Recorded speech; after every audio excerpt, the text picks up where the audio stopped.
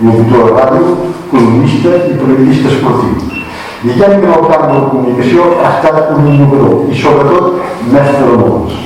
En aquests moments tothom sap ja que parlem del senyor Xavier Bosch i Sancho, autor de diverses novel·les. Avui la novel·la del poble Sant Eulàlia I és la dona de la seva vida. Bon dia, gràcies i benvingut. Gràcies per convidar-me, bon nit. Bé, jo tenia una pregunta que diu, coneixia ja Sant Eulàlia? Doncs poquet, però tinc la sort d'haver encarregat alguna música a un gran compositor que tenim en aquest país, que és el Pep Sala, que té l'estudi de música sobre el bar Miquel, aquí mateix, a 50 metres d'on som, i per tant, la primera vegada que vam venir va ser l'any 97 amb l'Antoni Bassas, encarregar-li la sintonia del programa del centenari del Barça per TV3, la sintonia de la que estem sent. Després vam venir 2 o 3 vegades més a sentir proves, i ara fa 4 o 5 anys vaig convidar a dinar el Pep perquè m'expliqués una informació que necessitava per escriure una novel·la on hi havia un compositor que tenia un personatge secundari però que em volia documentar-me bé per saber com és la vida en el seu moment, per exemple, de Sal, no? Com anàvem de gira per Catalunya i pel món amb Sal. Molt bé. Benvingut, senyor Bosch. Ve aquí a presentar-nos la dona de la seva vida. Qui és aquesta dona? Per cadascú de nosaltres, la dona de la nostra vida és algú diferent. Segurament al moment de néixer és la mare. Després en algun moment pot ser les àvies, pot ser la parella que tenim, i per mi ara potser seria la meva filla, no? Que té 15 anys i que per qui ho donaria tot. Per tant, per no fer spoilers i no desvelar res de la novel·la, doncs que la novel·la em fa l'efecte que a l'inici queda clar però que al final queda claríssim qui és la dona de la seva vida, diríem que cadascú de nosaltres ens el podem fer que la dona que vulguem sigui la dona de la nostra vida. Hola. El tema principal de la novel·la són els nens robats. Entremig fa referència a molts altres temes, com la guerra civil, l'homosexualitat, les separacions, xantatges, divorcis, drogues, etc. Per què ha decidit tractar tants temes? Tu has dit molt bé, el tema principal i bàsic és la investigació que fa el gran dels 3 germans, dels germans Estrada, que és documentalista, que està fent un documental d'investigació sobre aquesta gran xacra que hi ha hagut a Catalunya, a Espanya i també al món durant pràcticament 50 anys, que va ser la xarxa de nadons robats, un segrest de per vida. A partir d'aquí, una novel·la com aquesta, que té vora 600 pàgines, no hi pot passar una sola cosa, no? Sinó que era una novel·la molt plana o molt avorrida, i per tant es tracta d'anar fer una novel·la és com fer un cistell de vina, que has d'anar lligant molt bé tot el material perquè el lector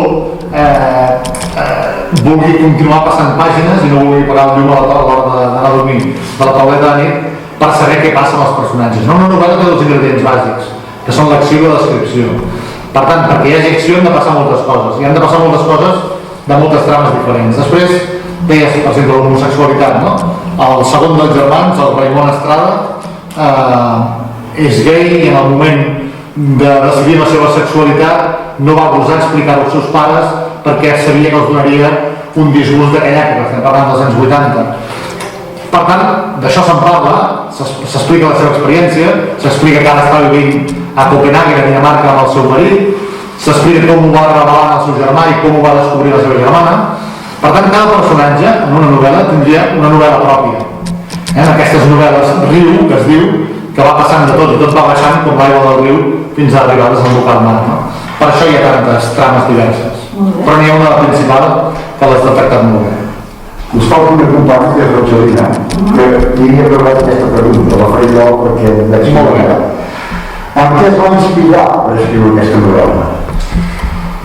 Aquesta novel·la té dos grans temes, que és la fraternitat, els germans, els tres germans que s'ajuden quan tot trontolla, i això sorgeix de pensar que no havia fet un homenatge als germans, jo que en tinc un que me l'estima molt i que és que com tothom s'estima el seu, que també ell m'ajudaria en qualsevol circumstància, en qualsevol moment de la vida, en qualsevol punt del món on visquéssim l'un i l'altre sense aquests problemes. Per tant, surt de l'amor fraternal i surt de la ràbia de veure com aquesta trama de nadons robats a l'estat espanyol no s'ha fet res per resoldre-la, ni a nivell policial, ni a nivell judicial, ni a nivell mediàtic, tot i que els mitjans ens tocaria explicar les coses que passen i no tant resoldre els podrimaners que hi ha. No?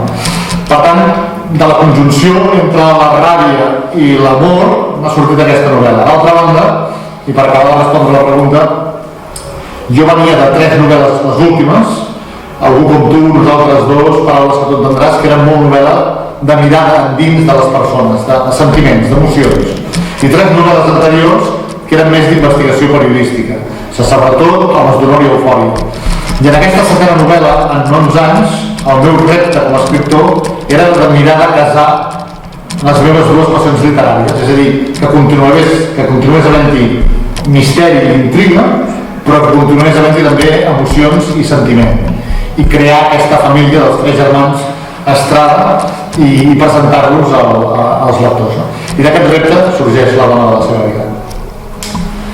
A vostè el defineixen com a constructor d'intimitats.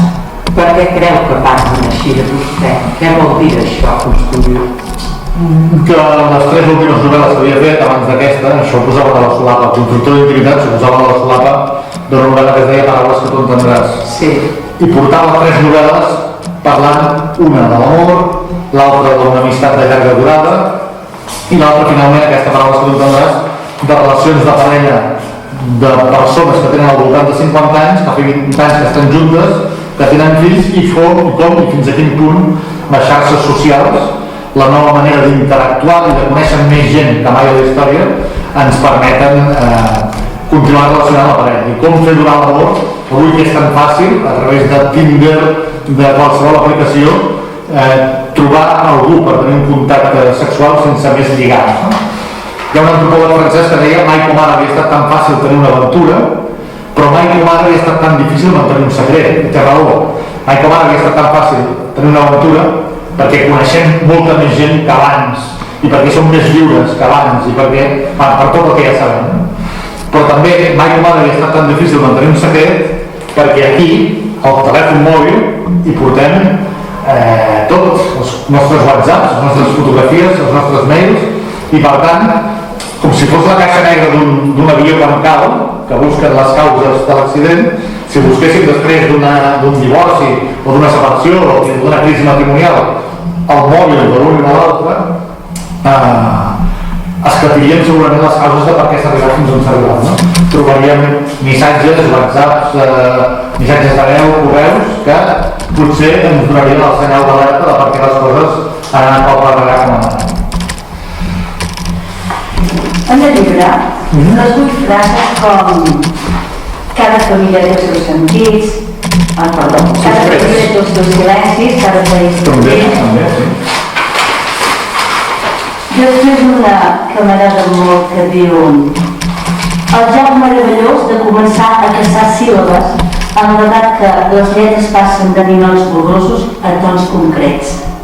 Quan la nena començava a llegir.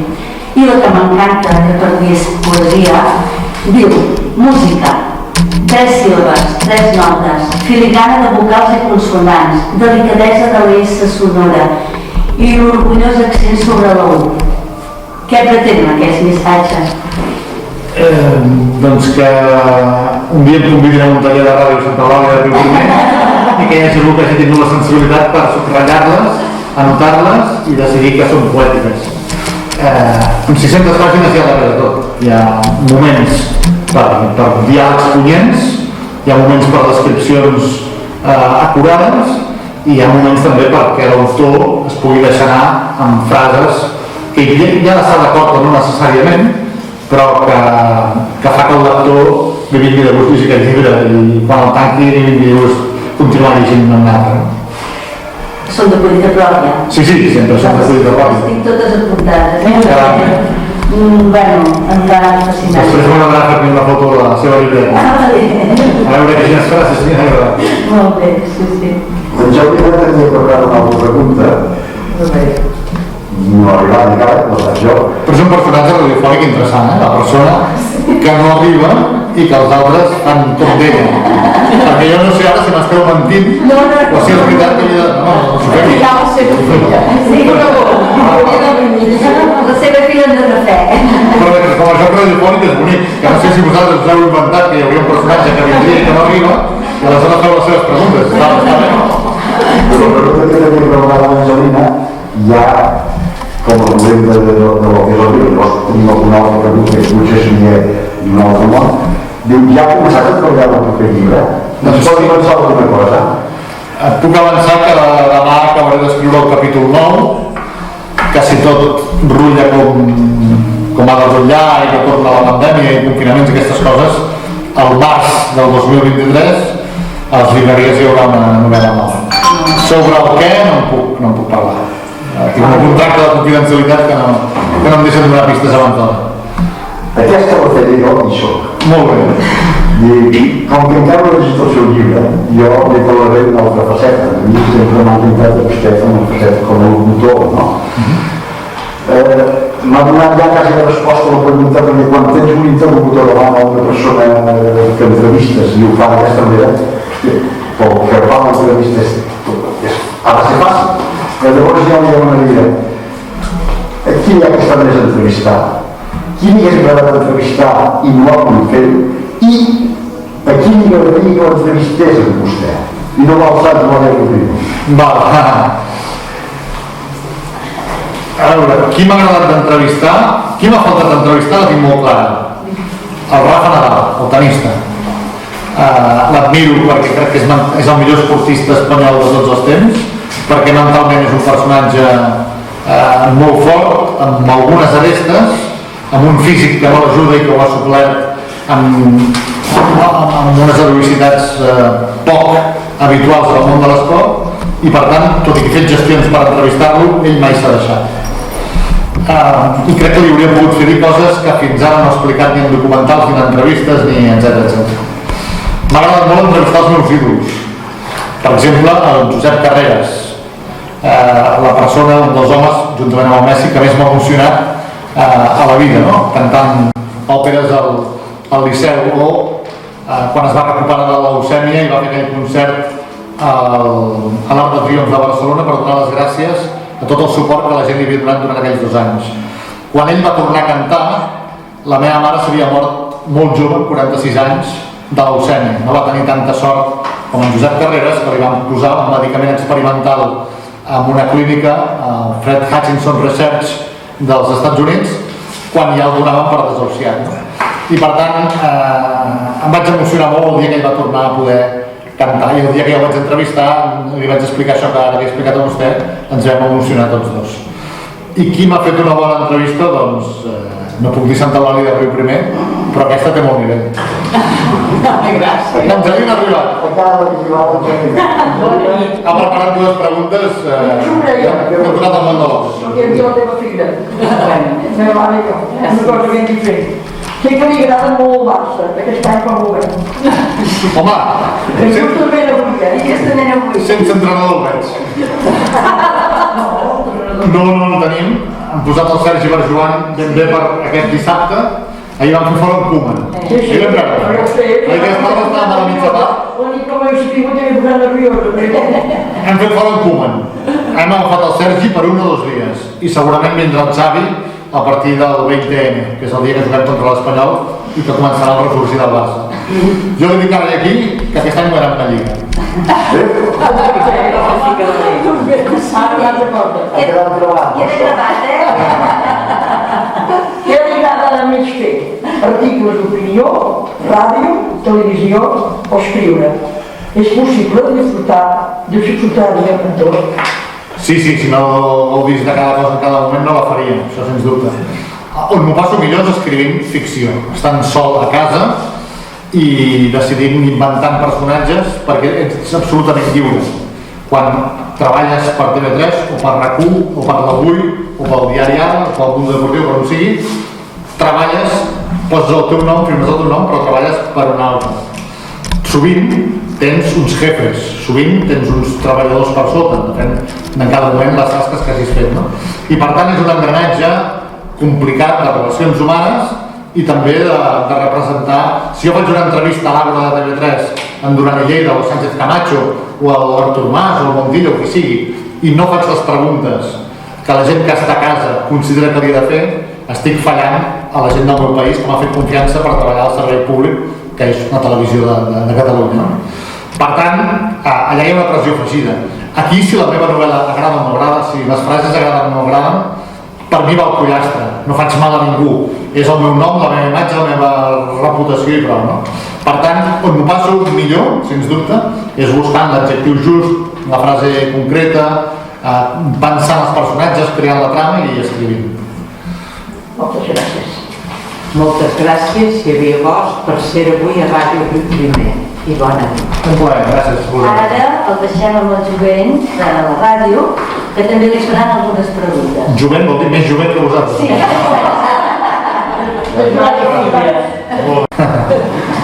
Nosaltres ens hem decidit per fer un qüestionari, més un qüestionari que una entrevista. Per tant, només pot respondre sí o no o una resposta breu. Comencem. Això és molt difícil de preparar, és un joc molt divertit, però és molt compromès pel que ha de respondre, perquè a la vida sovint hi ha molts matisos. I per tant aquí depèn què digui, sabent que això ho voleu penjar en alguna xarxa social, estaré obligat a mentir en alguna cosa. Primera pregunta. Què li agrada més? El rock, el reggaeton, el rap, el trap o la música clàssica? El rap a la planxa i la música clàssica. Aquesta també es pot triar, no sóc pas dir sí o no. Ens hauria de triar entre Àgora o el primer top. Mira, no cal que ho expliciti, no? Però sí, és un projecte, l'única vegada que he donat la cara per televisió. La meva cara no m'agrada especialment, per televisió encara menys, la tele engreixa i jo soc prou gros i per tant ho vaig passar bé entrevistant els polítics, els economistes i els científics del món. I també ens ho feia passar amb nosaltres, Gràcies. que sapiguem d'aquesta gent. Per tant, gràcies. Per vostè, quina és la millor comarca de Catalunya? Aquesta és molt difícil. Jo sóc del Barcelonès, visc al Vallès Occidental, estiuejo al Garraf, tinc família al Baix Penedès, el pare era del Solsonès i segurament on m'ho passo millor és el Baix Empordà. Si n'hagués de triar una, diria el Baix Empordà. Gràcies. Em sap greu per Osona, Jo també. Quin hobby practica habitualment? El hobby... Miro de fer esport 6 dies a la setmana. Per tant, faig natació, vaig al gimnàs, jugo a tennis i jugo a golf. I més que el hobby, la meva vida és el Barça. És a dir, avui he vingut aquí perquè fa molts mesos vaig agafar un compromís amb Santa Eulàlia de Riuprimer sense saber que el Barça de bàsquet jugaria a la mateixa hora, a les 8 del vespre. Per tant, quan arribi a casa m'hauré de veure el partit en diferit. Què li agrada més? Retransmetre un partit del Barça o escriure a l'hora de la seva vida?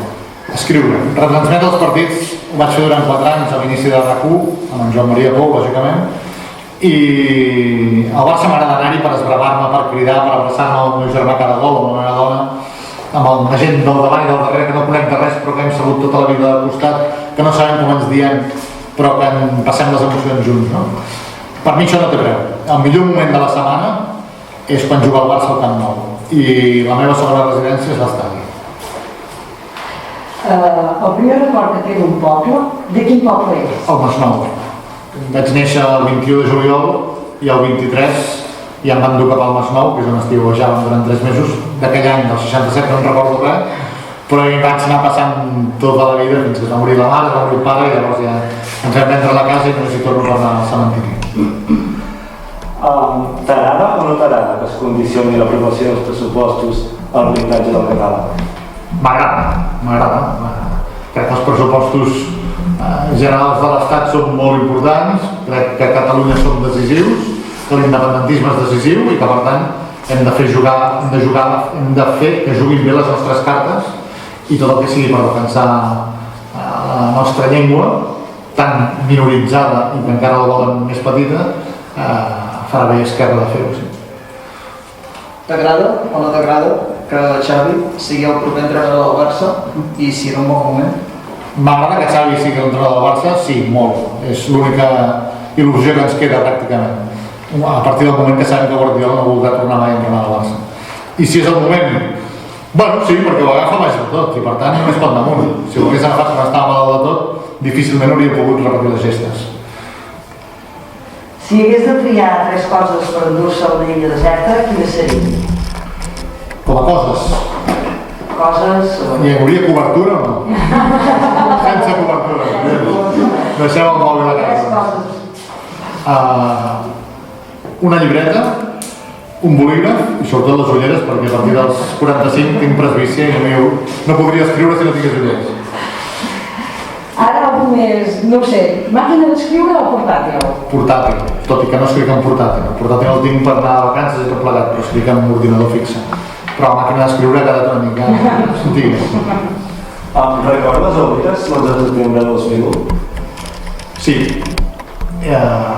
Era dimarts i per tant anava a jugar a tenis com cada dimarts des de fa 30 anys a l'hora de dinar, que quan van haver els atemptats a les 9 del matí a Estats Units, aquí era l'hora de dinar. Vaig entrar al vestidor i per la tele del club vaig veure la primera torre cremant. I quan vaig tornar de jugar hi havien caigut totes 2 torres. Ho recordo, sí. Ens ha arribat que li agrada jugar a encertar les portades del dia després. Correcte. Quina portada creu que tindrem demà, per exemple, al diari Ara? El diari Ara de demà. Què ha passat avui? No passa res, no? Oi? O sigui, avui no. Ahir van detenir Josep Costa, avui tenim... No he seguit gaire les notícies avui, perquè he estat treballant fins a l'hora de venir. Potser... No, al diari Ara el Xavi portada no posarà, és una notícia d'esports i el Xavi encara està a Qatar. Alguna cosa, alguna picabaralla entre Junts i Esquerra pel tema de la Laura Borràs, una cosa d'aquesta. No veurem. Li agrada anar als poblets? No, gens. Gens? No. Perquè no trobo o perquè... Perquè només em vaig trobar una vegada i m'hi va ser la primera i després vaig pensar que era molt fàcil i he tornat 5 o 6 vegades més, m'he trobat mai més cap. I jo crec que aquell dia ens van posar com les tonyines al Franco a l'hora d'anar a pescar, saps? I m'agrada molt les excursions, els amics, la passejada, els àpats, però ni menjo bolets, que són molt lipofils, i m'agrada anar-los a buscar. I de cram o fogo del clam? De cram, que segons diuen les especialistes en televisió com la Mònica Planes, del diari Ara, és la gran sèrie que s'ha fet els últims anys. En canvi, el juego del calamar que la vaig veure perquè la meva filla em va demanar de veure i la vam voler mirar junts. Entenc que se'n parli, tampoc fins a aquest punt, i m'enrotllo massa, perdoneu. Ara que s'acosta la castanyada, quin és el seu panellet preferit? Som molt llibafils, no m'agraden els panellets. Però si n'he de menjar un, el típic, el de pinyons, sempre que sigui fet en una pastisseria o en un forn. Que no el porti la teva filla de l'escola, amb els mocs de tots els companys, una mica de coronavirus, i vés a saber què més allà menja. Tots n'hem menjat. Tots hem menjat, sí. Bueno, tots hem fet veure que el menjàvem i quan ella no mirava l'escopíem. Bé, comparteixo el seu gust pels panellets i D'acord, demanaré un vaticini pel Barça a nivell europeu aquesta temporada. Vostè ha vaticinat que guanyarà la Lliga. Sí. Guanyarem els 6 punts que venen, per tant guanyarem a camp del Dinamo de Kiev dimarts i guanyarem a casa del Benfica. Ens classificarem com a segons de grup darrere el Bayern per vuitens de final i a vuitens de final ens passaran per la pedra com cada any. Veurem si es compleix. Esperem que no. I si els companys no tenen alguna pregunta més, ho deixarem aquí. Moltes gràcies per haver estat avui amb nosaltres, concedint-nos aquesta entrevista i bona nit. Gràcies a tots i bona nit. Bona nit.